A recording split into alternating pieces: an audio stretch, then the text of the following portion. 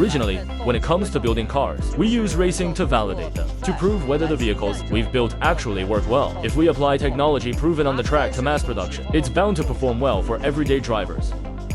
Actually, for GWM and for Dongli, it's the same story, and it's probably true for other manufacturers as well.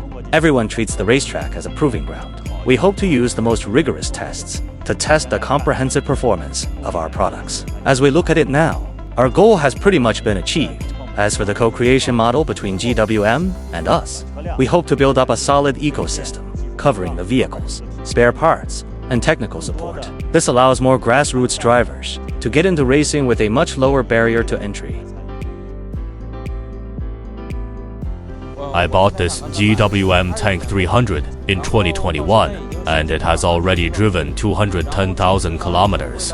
And this time, for this Taklimakan Rally, for this passion I have, I bit the bullet and modified my beloved car. It's a fully certified rally car, and I brought my old fellow with me to race here. I'm not trying to flatter him, but Chairman Jack Wei is a true car guy.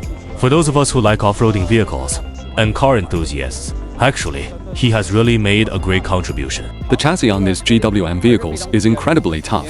With all the jumps and hard landings during the race, the chassis has never given us a single issue. It's very sturdy from the cars I've driven, including the GWM Tank 300, the GWM 3.0 T-Power V6, and the GWM 2.0 T-Power. Not a single axle shaft has ever snapped. They are very durable.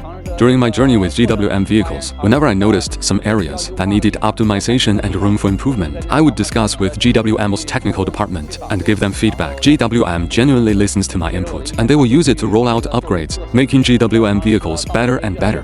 GWM can really lift up young grassroots drivers like us because GWM has provided us with such a massive and excellent platform, and their logistics support stays fully locked in every single day. That's why out on the track, I can push the car to the pace I want.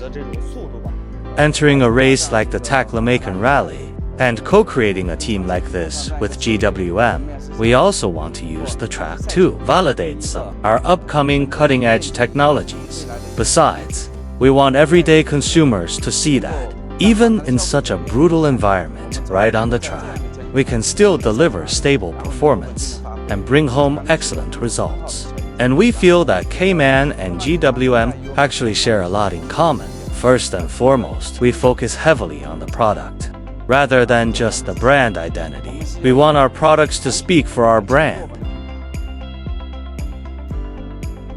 GWM helps us with zero strings attached to solve problems and overcome difficulties. They've done a phenomenal job, even the smallest. Spare parts are supported right on point. For us personally, we don't manufacture cars, so we lack a lot of the engineering data. But GWM, providing this level of support, is a massive step up for our entire automotive culture.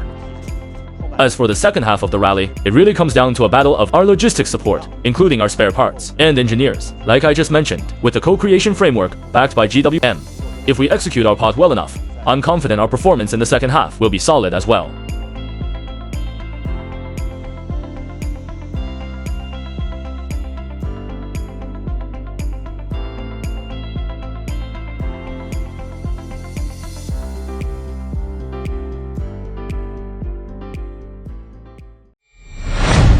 GWM. Go with more.